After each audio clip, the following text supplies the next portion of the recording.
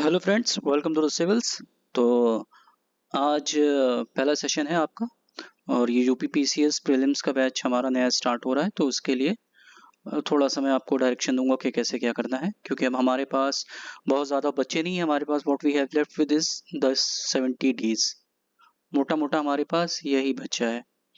तो कैसे इस 70 डेज में अपने आप को कंसोलिडेट करना है, ये हम आपको बताएंगे। द सिविल्स वैसे हमारा ज़्यादातर मेंस का जो है वो ज़्यादा प्रोएक्टिव कोर्सेज रहते हैं, लेकिन ये प्रीलिम्स का भी हमने बनाया है क्योंकि हमें डर लगता है कि हमने जिन्हें जैसे मेंस में ट्रेंड किया हमने अच्छे से, कहीं प्रीलिम्स में दिक्कत ना आ जाए। तो इस वजह से ये सिविल सुपर 20 का बैच आया है आपका, और मिनिमम फीस पर आया है। और कोई इशू है आपका फीस का भी, तो आप मैम से कांटेक्ट करके आपको एडमिशन ले लो, आप कहते हैं। क्योंकि जिस तरह से ये डिज़ाइन किया गया कोर्स, तो इसमें जो भी लोग एसोसिएटेड हैं, जिस तरह से जहाँ से इनपुट्स लिए गए हैं वो बहुत अच्छे इनपुट्स हैं। जैसे एक इनपुट यहाँ से लिया गया, अमित जी से लिया गया है। तो ये मेंस में इनका नहीं रहा कुछ, लेकिन ये है कि यहाँ की मास्टर ऑलमोस्ट इन्होंने 10 मेंस लिख रखे हैं। ठीक है। एक हमारे कैलाश तिवारी जी हैं जो लास्ट टाइम सेलेक्ट हो गए। तो इनका क्या रहा, ये हमेशा 9+ इन्होंने कम से कम मेंस लिखे हैं और ये सेलेक्ट हो गए हैं, मैनिटी ऑफिसर हो गए हैं। ऊपर से जो और आपका मैं बता रहा हूँ, ये जफर हैं, मोहम्मद जफर हैं। ये इनकी स्ट्रेटजी बहुत कायदे से इसमें इम्प्लीमेंट की जा रही है। वो यूपी गवर्नमेंट में इस समय डिप्टी कलेक्टर हैं और यही स्ट्रेटजी को फॉलो किया था जो मैंने अपने चैनल पर डाला भी हुआ है। तो विवेक सिंह ने यही स्ट्रेटजी फॉलो की, विवेक जी ने। और विवेक जी भी एसडीएम, इनकी 6 रैंक आई थी यूपी पीसीएस में। तो जो पूरी, और इसका मैंने स्ट्रेटजी का पूरा प्लानर दे रखा है, वो मेरे उस पर अभी लिंक में मिलेगा आपको। जाके सिविल्स के टेलीग्राम चैनल पे आप वो लिंक ज्वाइन कर लेना। वो स्ट्रेटजी का प्लानर अगर आप इसके थ्रू, अगर इसको सेल्फ कर सकते हो, तो आप उस प्लानर को डाउनलोड करके उसका प्रिंट आउट निकाल के आप उसको फॉलो कर लीजिए, तो भी आपका ज़्यादा दिक्कत नहीं आएगी। ठीक है।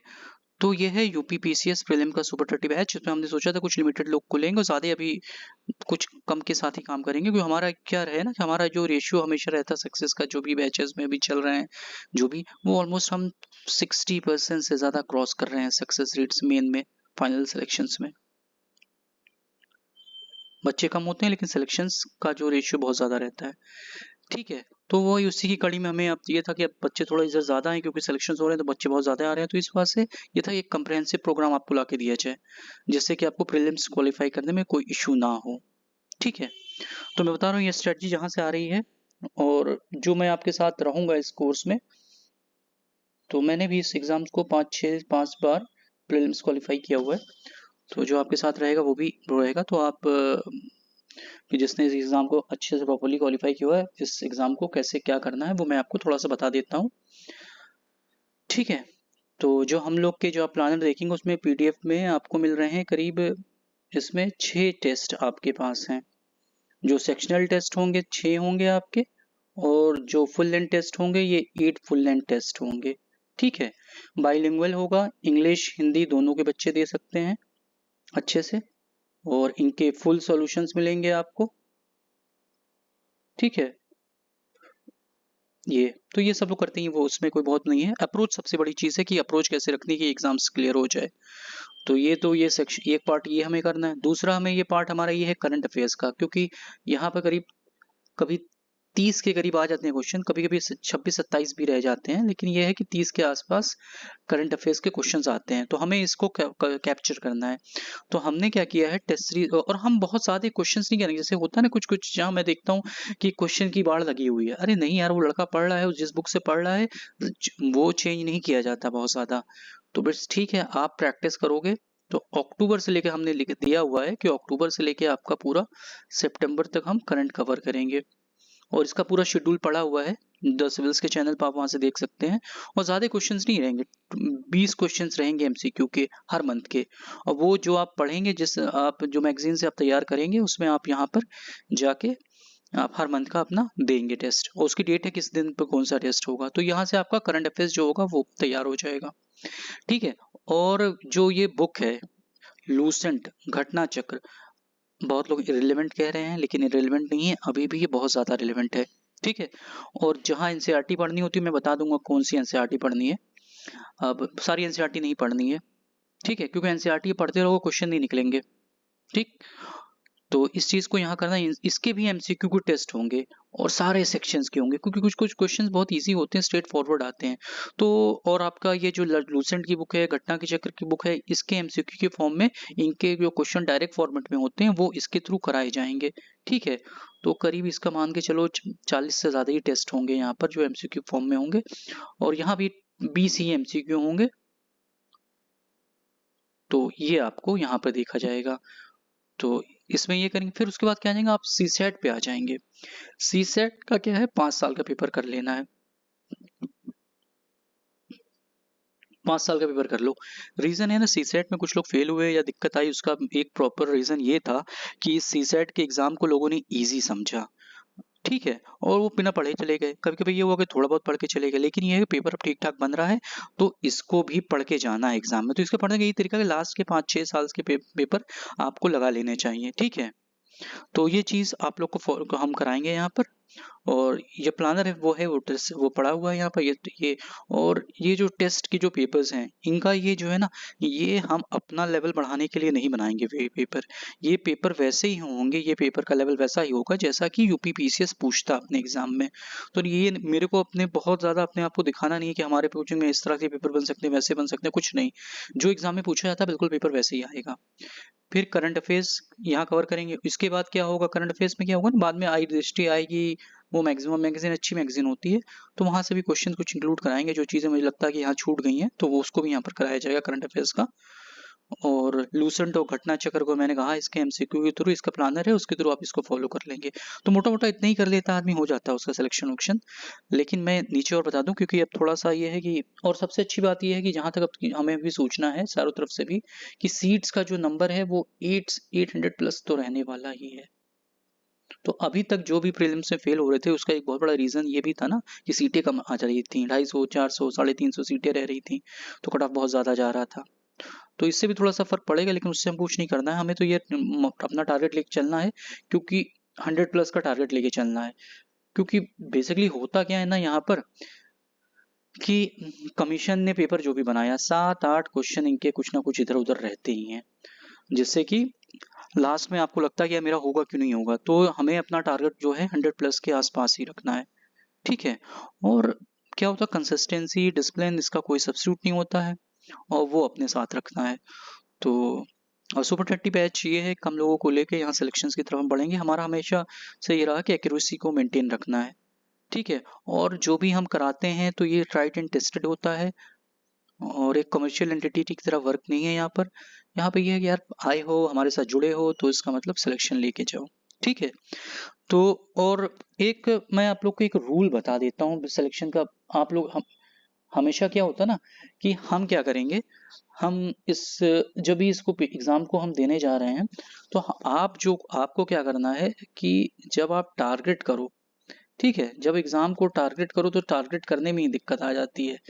टारगेट करने में क्या दिक्कत आ जाती है कि ध्यान पूरा कहते हैं आपको उस पर नहीं लगाना है, कि आपके लोगों के दिमाग में क्या चलता है कि हमें 150 क्वेश्चन, ठीक, कुछ नहीं यार, टारगेट करो ना, पढ़ाई हमेशा करो 125 क्वेश्चन के हिसाब से, और 10-15 क्वेश्चन 10-12 क्वेश्चन तुम्हारे नॉलेज के बेसिस पे हो जाएंगे।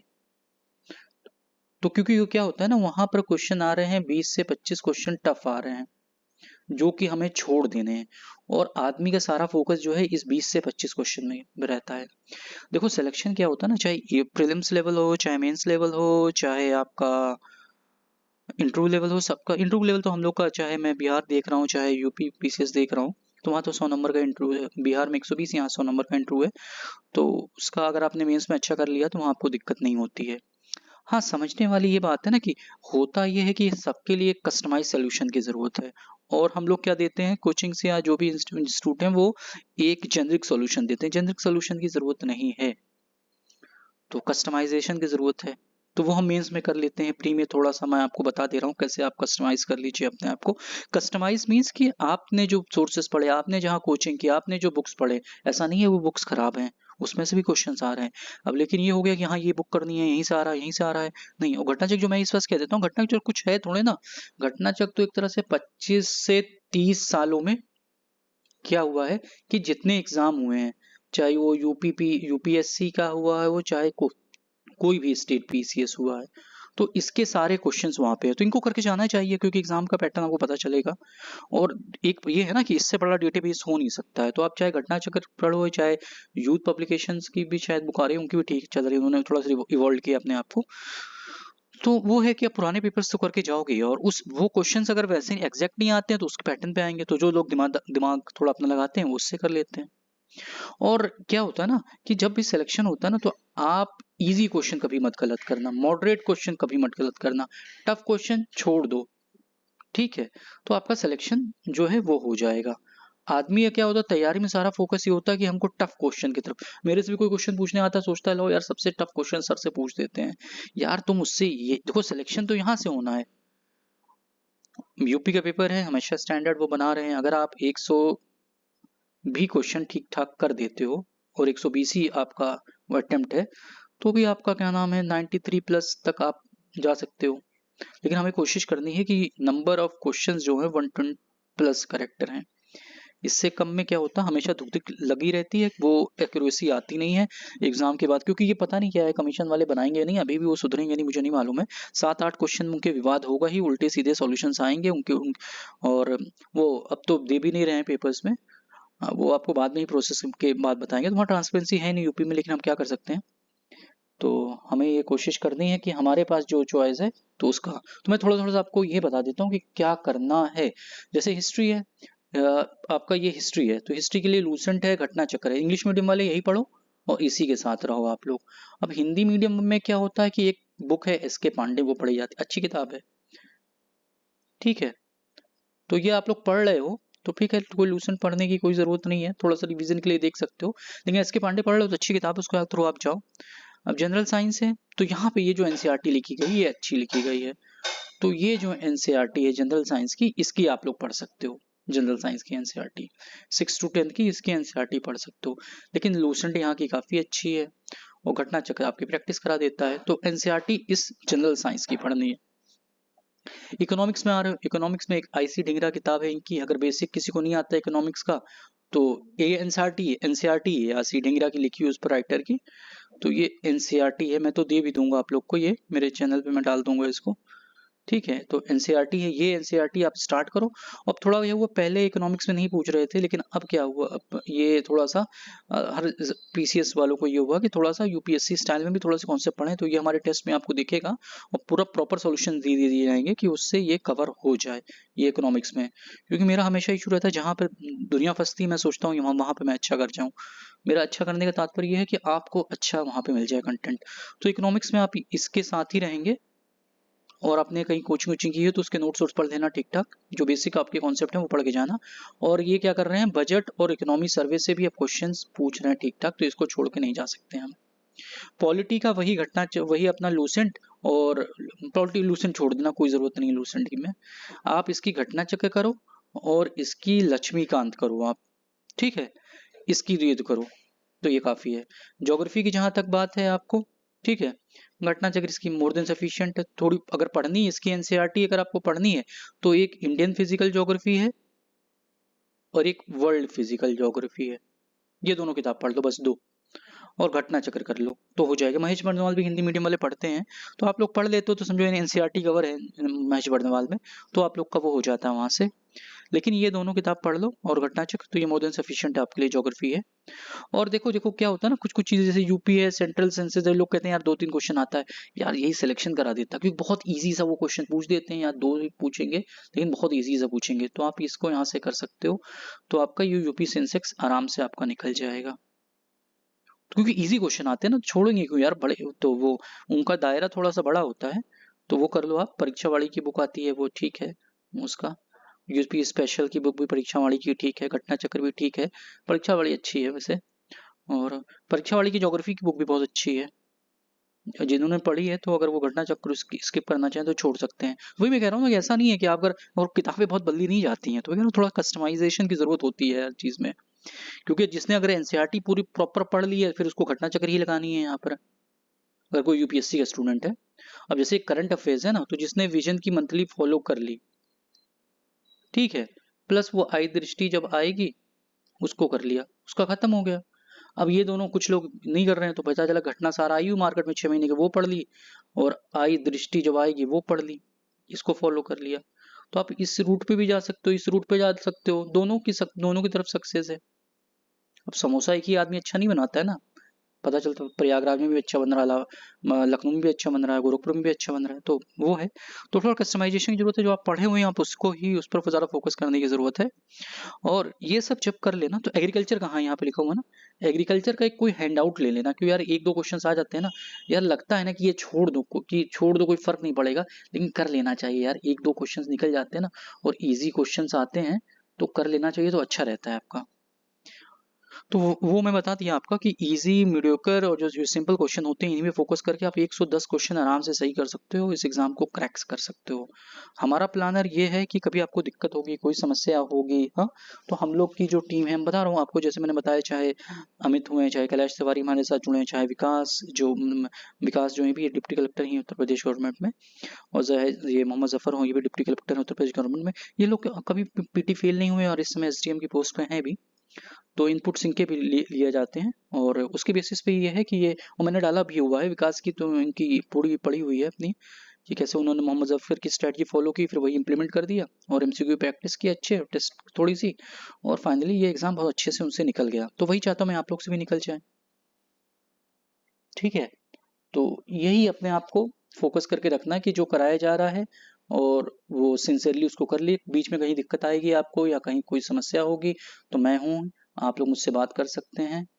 आप व्हाट्सएप में, आपका टेलीग्राम या व्हाट्सएप करेंगे, मैं आपका रिप्लाई करूंगा कि किसी सेक्शन में कोई भी दिक्कत होगी, तो ये हम लोग आराम से, आपको कोई समस्या नहीं होगी, मैं बता दूंगा कि कैसे क्या है आपका।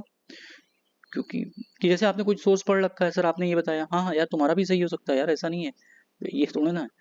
तो इसको कर लेना, और हमेशा रूल ऑफ ये मान के हमेशा चलो कि आपका जो स्ट्रॉन्ग पॉइंट है वही आपको सिलेक्शन दिलाएगा,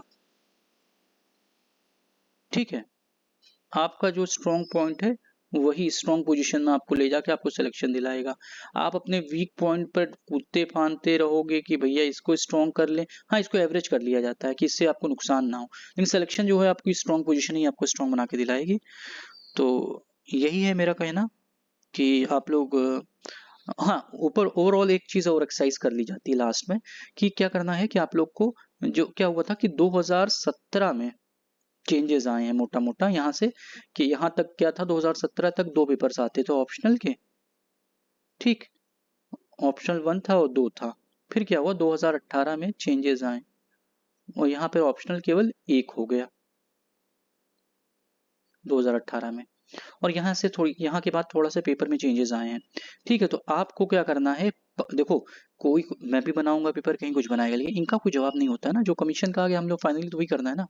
तो 6 साल में जो पेपर्स हुए हैं, तो क्या करना है, इनका हार्ड कॉपी निकाल लेना, इंग्लिश मीडियम वाले अपना अपना निकाल लेना, हिंदी मीडियम वाले अपना निकाल लेना, और इनको बैठ के एकदम पूरा व्हाइट पेपर हो, कुछ रंगा ना हो एकदम, जैसे आप लोग कभी कभी होगा, कुछ लोग एग्जाम दे के आए होंगे, वो लोग भी नहीं, आप लोग भी निकाल लेना। तो इसकी हार्ड कॉपी निकाल के आप लोग, जैसे इसके पेपर वन होगा, 2 पेपर, ऐसे 6 पेपर हैं अपने, तो ये सी सेट के भी, और आप जीएस के भी और सी सेट के भी निकाल लेना अपने, और इनको देखते रहना, क्योंकि जो लेटेस्ट पैटर्न है ना, इसको ही कमीशन ज्यादा फॉलो करता है।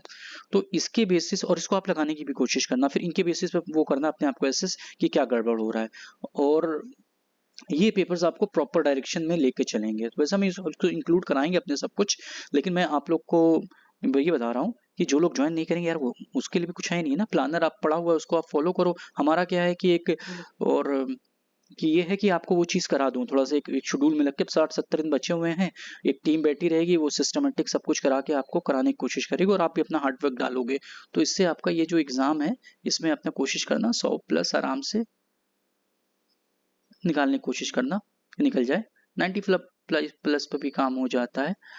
अब जैसे कोई कह रहा है 110 आ जाएगा, 115, यार आता होता नहीं है, बहुत कम लोग का आता है, तो उसमें ज्यादा नहीं फंसने का, इतना भी निकल भी हो जाएगा, 95-100 भी, तो सिलेक्शन हो जाता है। हमें अपना बस प्रीलिम्स जो है ना, हमारा क्वालिफाइंग है ना, प्रीलिम्स क्वालिफाई करोगे, मेंस का पास मिलेगा, और मेंस में तो हम लोग सुपरस्टार की तरह वहाँ का हैं, यहाँ भी आपको कोई दिक्कत नहीं होनी है, जो भी स्ट्रेटजी है, जो भी लोग, क्योंकि होता है ना कि जो चीज़ बहुत इजीली हो जाती है ना, वो हो जाती है। अमित बता रहा हूँ मैं, 10 बार इसी एग्जाम को क्वालिफाई करने वाले, ऐसे कैलाश तिवारी अब तो सिलेक्ट हो गए। तो ये लोग भी अपने जो भी है एक कंसिस्टेंसी से अपने नॉलेज बेस पे करते रहते हैं, और यही सब चीज़ें हैं। वो इजी क्वेश्चन गलत नहीं करना है, मीडियम क्वेश्चन गलत नहीं करना है, टफ क्वेश्चन गलत हो रहे हैं गलत हो जाएं, 125 प्लस का टारगेट लेके चलना है। 150 का टारगेट दिमाग में रखोगे तो टफ टफ क्वेश्चंस की तरफ भी भागोगे। इजी और मॉडरेट नहीं गलत होना है। और ये जो मैं कह रहा था लास्ट में, ये जो 6 पिक का है ये लगा ले, ये निकाल लेना तो आपका। और जो भी बनी हुई है कि आपका जो लाइव जो होंगे टेस्ट, वो फुल लेंथ भी लिए जाएंगे, आपके सेक्शनल्स भी हो रहे हैं, फिर एमसीक्यू भी होगी सेक्शनल की घटना और लूसेंट को कवर करने के लिए, और अपने का करंट भी होगा। तो ये सब सारी एक कंप्रेहेंसिव फॉर्म में कहते हैं ये आपका चलेगा, और कोशिश कीजिएगा इसके साथ आप लोग जुड़ें और इस एग्ज़ाम को क्रैक कीजिए और आगे बढ़ें। तो बस मुझे यही कहना था, एक मैं आपको रफ आइडिया दे रहा हूँ। आपको कोई क्वेरीज होगी, कुछ होगी तो कमेंट बॉक्स में आप डाल सकते हैं। आप टेलीग्राम पे भी मेरे को टेलीग्राम भी कर सकते हैं, मैं वॉइस नोट्स में भी मैं बता दूंगा चीज़ों को।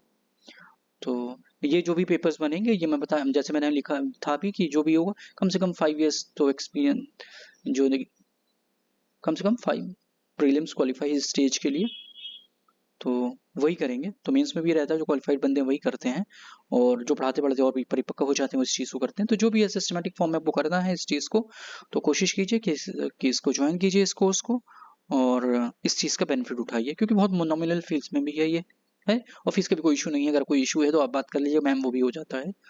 तो हमारा मेन पर्पस है कि आप इसको क्वालिफाई करें और आगे बढ़ें। Okay, all the best, take care. हाँ, और चैनल को सब्सक्राइब कर लीजिए, लाइक कर लीजिए।